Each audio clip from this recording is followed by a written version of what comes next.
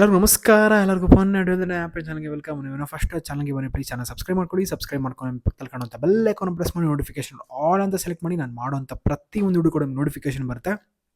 ಅದ್ರ ಜೊತೆಗೆ ಚಾನಲ್ಗೆ ಯಾರಾದರೂ ಹೊಸೊಬ್ಬರಾಗಿರೆ ದಯವಿಟ್ಟು ವಿಡಿಯೋಗೆ ಸಬ್ಸ್ಕ್ರೈಬ್ ಮಾಡ್ಕೊಳ್ಳಿ. ಬಿಕಾಸ್ ಸಬ್ಸ್ಕ್ರೈಬ್ ಬಂದು ಫ್ರೀ ಆಫ್ ಕಾಸ್ಟ್.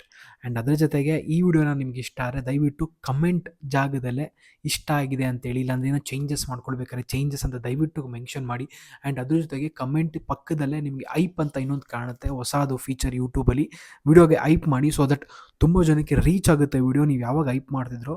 ಸೊ ನಂದಂತಾನೆಲ್ಲ ಯಾವ್ದಾದ್ರು ನಿಮಗೆ ಕ್ವಾಲಿಟಿ ವಿಡಿಯೋಸ್ ಅಂತ ಅನ್ಸುತ್ತೋ ದಯವಿಟ್ಟು ಆ ವಿಡಿಯೋನೆಲ್ಲ ಐಪ್ ಮಾಡಿ, ತುಂಬ ಜಾಸ್ತಿ ಜನಕ್ಕೆ ರೀಚ್ ಆಗಲಿಕ್ಕೆ ತುಂಬ ಹೆಲ್ಪ್ ಮಾಡುತ್ತೆ.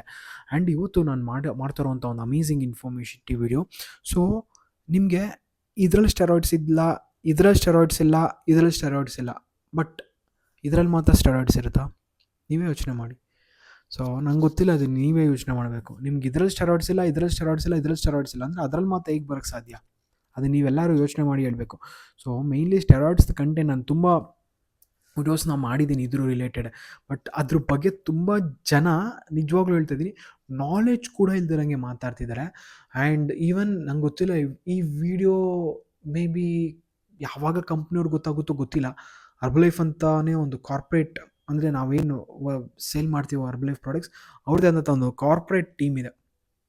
ಇವರು ಎಲ್ಲ ಸೋಷಿಯಲ್ ಮೀಡಿಯಾನ ಚೆಕ್ ಮಾಡ್ತಾ ಇರ್ತಾರೆ. ಇವರಿಗೆ ಅವ್ರದ್ದೇ ಆದಂಥ ಅಸೋಸಿಯೇಟ್ಸ್. ಇವಾಗ ನಾನು ಹರ್ಬಲೈಫ್ ಜೊತೆ ಅಸೋಸಿಯೇಟ್ ಆಗಿರುವಂಥ ಒಬ್ಬ ಮನುಷ್ಯ. ನಾನು ಯಾವಾಗ ಈ ರೀತಿಯಾದಂಥ ಒಂದು ವೀಡಿಯೋಸ್ನ ಮಾಡ್ತೀನೋ ದಯವಿಟ್ಟು ಅವಾಗ ಕಂಪ್ನಿ ನಮ್ಮನ್ನ ರಿಕ್ವೆಸ್ಟ್ ಮಾಡ್ಕೊಳುತ್ತೆ, ಸೊ ಈ ರೀತಿಯಾದಂಥ ವೀಡಿಯೋಸ್ನ ಮಾಡೋಂಗಿಲ್ಲ, ಆ್ಯಂಡ್ ಮಾಡಿದ್ರೆ ಈ ವಿಡಿಯೋನ ಡಿಲೀಟ್ ಮಾಡಲೇಬೇಕು ಅಂತ. ಆವಾಗ ಅವ್ರದ್ದು ಯಾವಾಗೂ ಡಿಲೀಟ್ ಮಾಡೋವಂಥ ಅವಶ್ಯಕತೆ ಬರುತ್ತೋ ನಾವು ಮಾಡಲೇಬೇಕಾಗಿದೆ. Because we want to obey their rules. So ಇಲ್ಲಿ ನಮ್ಗೆ ಇಷ್ಟ ಬಂದಂಗೆ ನಾವು ಮಾತಾಡೋಕ್ಕಾಗಲ್ಲ. ಬಟ್ ಒಂದೊಂದು ಸಲ ಅದು ಬೇಜಾರು ಕೂಡ ಆಗುತ್ತೆ. ಏನು ಹಿಂಗೆಲ್ಲ ಒಂದು ಪರಿಸ್ಥಿತಿಗೆ ಸಿಗಾಕ್ಸ್ಬಿಟ್ಟಿದ್ದಾರೆ, ಏನು ಮಾತಾಡಲಿಕ್ಕಾಗಲ್ಲ.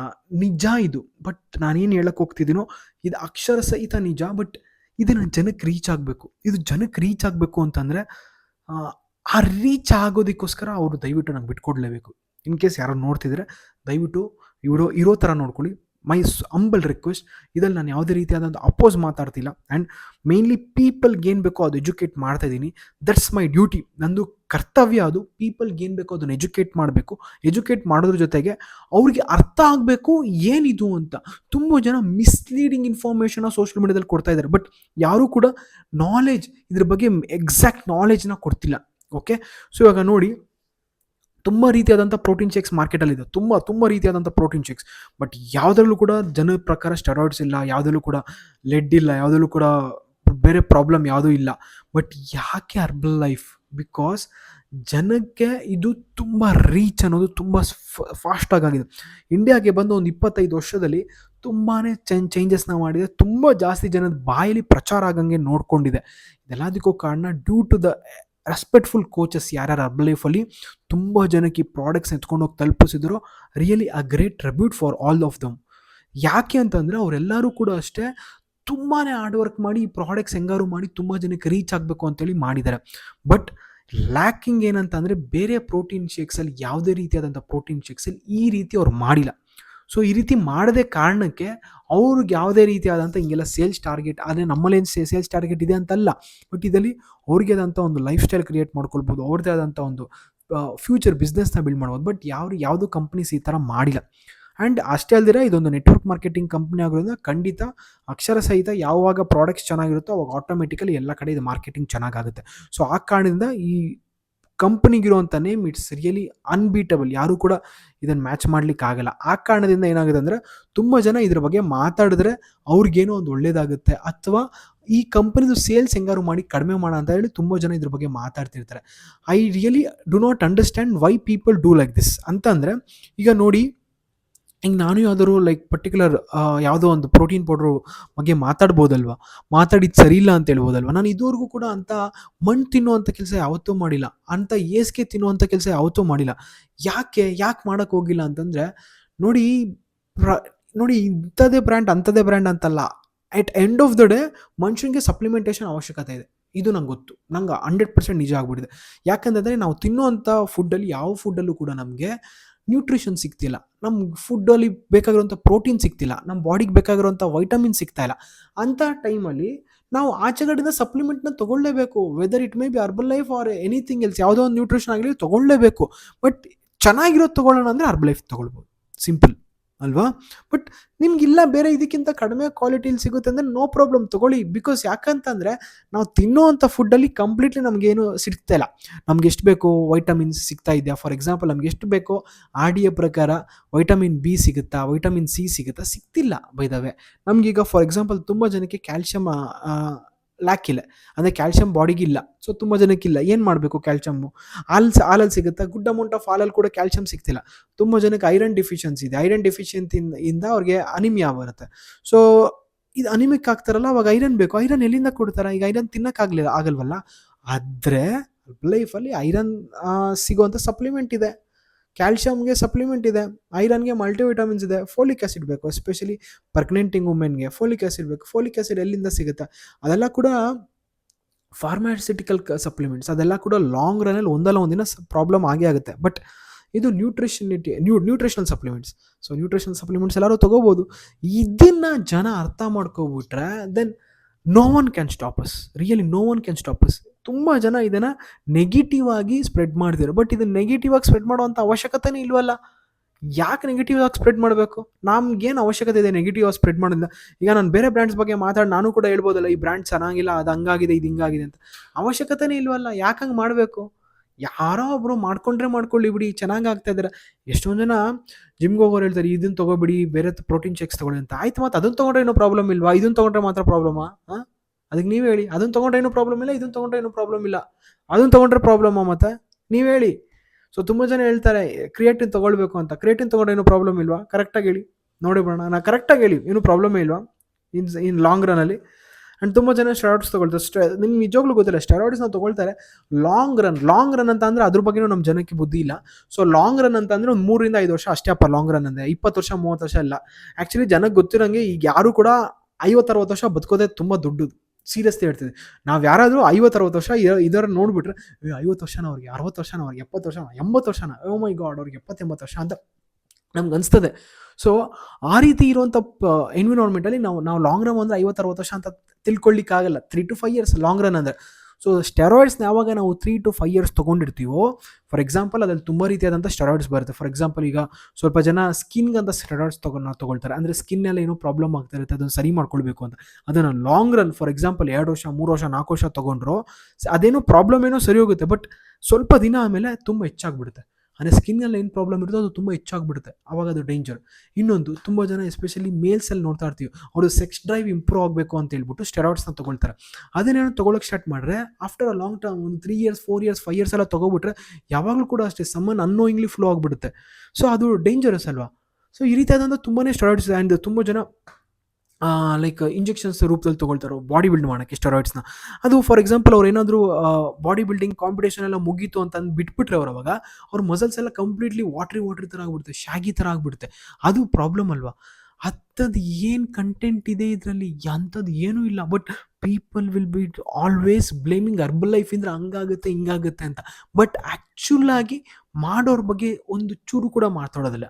ಬಟ್ ನಂದೊಂದು small request and sincere request ಎಲ್ಲರಿಗೂ ಕೂಡ ಅಷ್ಟೇ, ನಾವು ಯಾವಾಗಲೂ ಅಷ್ಟೇ, ನಾವು ಏನು ಮಾಡ್ತಿದ್ದೀವೋ ಆ ಕೆಲಸದಲ್ಲಿ ಹೆಂಗೆ ನಾಳೆ ಇನ್ನೊಂದು ಸಲ ಇನ್ನೂ ಚೆನ್ನಾಗಿ ಗ್ರೋ ಆಗೋಣ ಅನ್ನೋದಿರ್ಬೇಕು. ಅದನ್ನು ಬಿಟ್ಟು ಬೇರೆ ಯಾರೋ ಮುಂದೆ ಹೋಗ್ತಾರೋ ಅವ್ರನ್ನ ಕಾಲು ಎಳ್ದುಬಿಟ್ಟು ನಾನು ಆ ಜಾಗಕ್ಕೆ ಬರ್ತೀನಿ, ಅದು ತುಂಬ ತಪ್ಪು.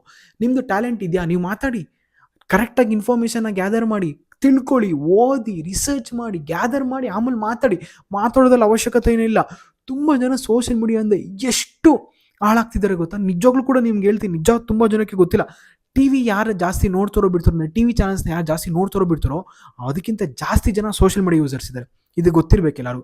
ಸೊ ಅಷ್ಟು ನಿಜವಾಗ್ಲೂ ನಮಗೆ ಒಂದು ಮಾರ್ಕೆಟ್ ಇದೆ, ತುಂಬ it's a very huge market, open market for every one. But ಆದರೆ ಅದನ್ನು ಪ್ರಾಪರಾಗಿ ಯೂಸ್ ಮಾಡ್ಕೊಳ್ಳಿ. ನಿಮ್ಗೆ ಏನು ಗೊತ್ತಿದೆಯೋ ಅದ್ರ ಬಗ್ಗೆ ಮಾತ್ರ ಮಾತಾಡಿ. ಆ್ಯಂಡ್ ನಿಮ್ಗೇನು ಇನ್ಫಾರ್ಮೇಷನ್ನ ಸ್ಪ್ರೆಡ್ ಮಾಡಬೇಕಂತ ಇದೆಯೋ ಆ ಇನ್ಫಾರ್ಮೇಷನ್ನ ಸ್ಪ್ರೆಡ್ ಮಾಡಿ. Do not talk rubbish on what you do not no.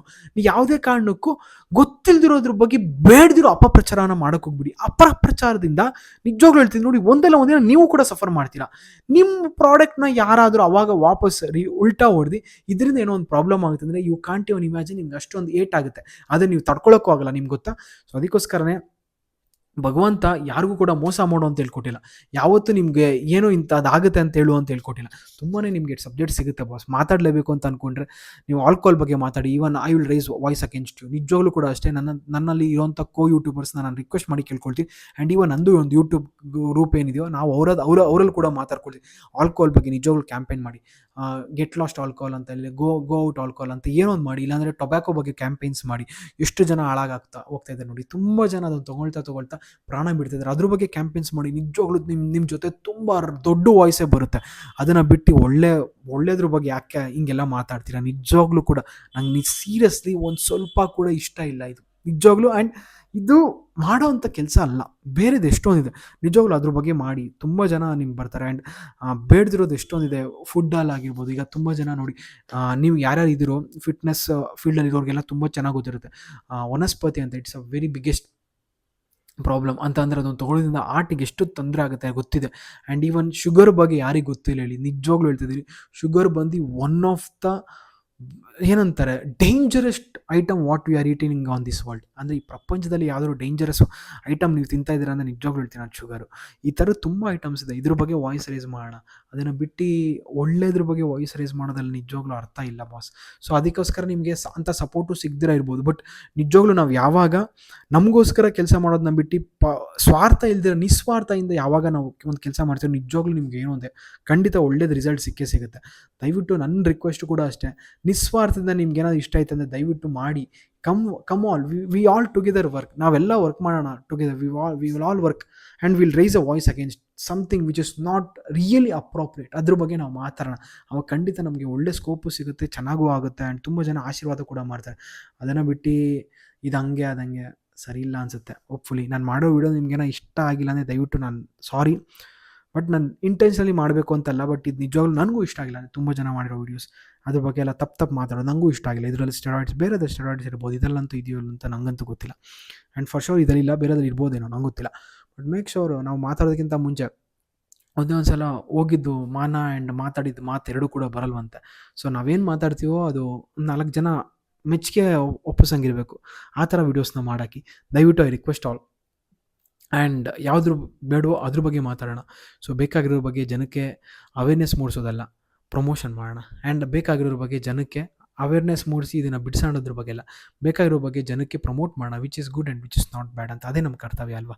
So thank you very much. And ನೀವು ಯಾರಾದರೂ ಒಬ್ಬರು ವೆಯ್ಟ್ ಲಾಸ್ ಮಾಡ್ಕೊಳ್ಬೇಕು, ಆರೋಗ್ಯನ ಚೆನ್ನಾಗಿ ಇಟ್ಕೊಳ್ಬೇಕು ಅಂತ ಅನ್ಕೊಂಡೆ ಮೇಲ್ಗಡೆ ಡಿಸ್ಪ್ಲೇ ಆಗ್ತಾರೋ ತಮ್ಮ ನಂಬರ್ಗೆ ಕಾಂಟ್ಯಾಕ್ಟ್ ಮಾಡಿ. ನಾನು ನಿಮ್ಗೆ ಆಲ್ವೇಸ್ ರೆಡಿ ವೆಯ್ಟ್ ಲಾಸ್ ಮಾಡಿಸೋದಕ್ಕೆ, ಬಾಡಿನ ಚೆನ್ನಾಗಿ ಇಟ್ಕೊಳ್ಳೋಕ್ಕೆ, ಬಾಡಿನ ಫಿಟ್ಟಾಗಿ ಇಟ್ಕೊಳ್ಳೋಕ್ಕೆ. ಬಟ್ ನೀವು ರೆಡಿ ಇದ್ದರೆ ಮಾತ್ರ ನಾನು ನಿಮಗೆ ವೆಯ್ಟ್ ಲಾಸ್ ಮಾಡಿಸ್ಬೋದು. ನೀವು ಅಂದ್ಕೊಂಡಿರೋ ಥರ ಹೆಲ್ತ್ ಗೋಲ್ನ ಬಡಿಸೋದಕ್ಕೆ ನಾನು ಇವತ್ತು ರೆಡಿ. ಬಟ್ ನೀವು ರೆಡಿ ಇದ್ದರೆ ಇವತ್ತೇ ಕಾಂಟ್ಯಾಕ್ಟ್ ಮಾಡಿ. ಆ್ಯಂಡ್ ಚಾನಲ್ಗೆ ಹೊಸಬ್ರಾಗಿರೋ ದಯವಿಟ್ಟು ಚಾನಲ್ನ ಸಬ್ಸ್ಕ್ರೈಬ್ ಮಾಡ್ಕೊಳ್ಳಿ. ಚಾನಲ್ ಸಬ್ಸ್ಕ್ರೈಬ್ ಮಾಡ್ಕೊಳ್ಳೋದು free of cost. And video ಇಷ್ಟ ಆಗಿದೆ ದಯವಿಟ್ಟು ತುಂಬ ಜನರ ಹತ್ರ ಶೇರ್ ಮಾಡಿ. ಆ್ಯಂಡ್ ಶೇರ್ ಮಾಡೋದ್ರ ಜೊತೆಗೆ ಯೂಟ್ಯೂಬಲ್ಲಿ ಒಂದು ಹೊಸ ಫೀಚರ್ ಬಂದಿದೆ, ಐಪ್ ಮಾಡೋದು.